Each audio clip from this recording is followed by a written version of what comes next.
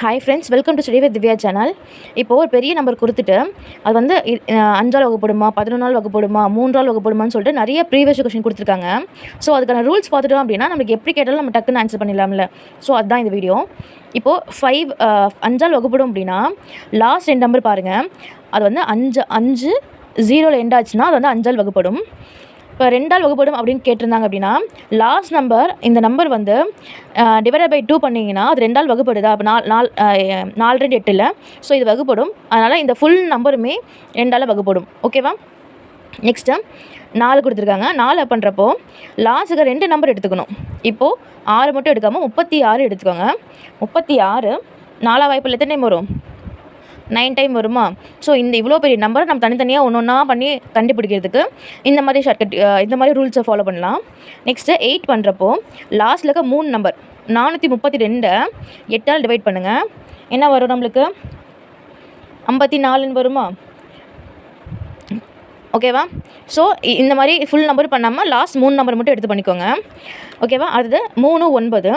இந்த 3 9 என்ன பண்ணுன்னா கொடுத்துருக்க எல்லா வேல்யூமே இப்போ நிறைய பெரிய சம்மாக கொடுத்துருப்பாங்கள்ல, அது ஃபுல்லாமே என்ன பண்ணால் அந்த கொடுத்துருக்க நம்பரை ஒவ்வொரு டிஜிட்டாக, இப்போ சும்மா சிம்பிளாக சொல்கிறேன், 8 7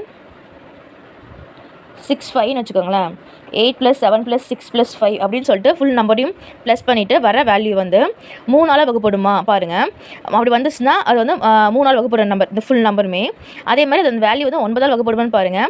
அப்படி வந்துச்சுன்னா அந்த வேல்யூ வந்து 9ஆல் வகுப்படும். ஓகேவா? இதே வந்து 11 அப்படின்னா வந்து கொடுத்துருக்க கொஷின் 1 விட்டு 1 எடுத்துக்கோங்க. சம் பார்க்கலாம். ஏன்னா இந்த 3 11 தான் நம்மளுக்கு கொஷினில் கேட்டிருக்காங்க குரூப் 2ல் போன வருஷம். ஸோ அந்த சம் பார்க்கலாம். இது வந்து சும்மா இப்போதைக்கு ரூல் மட்டும் சொல்கிறேன் நான். ஓகேவா? இந்த ஆல்டர்னேட்டிவ் சீரீஸாக எடுத்து ரெண்டுமே வந்த ஆன்சரை மைனஸ் பண்ணுங்கள்.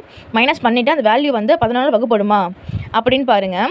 இல்லைன்னா அந்த வேல்யூ வந்து 0வாக வந்தாலுமே அது வந்து 14 வகுப்படும் தான். ஓகேவா ஃப்ரெண்ட்ஸ்?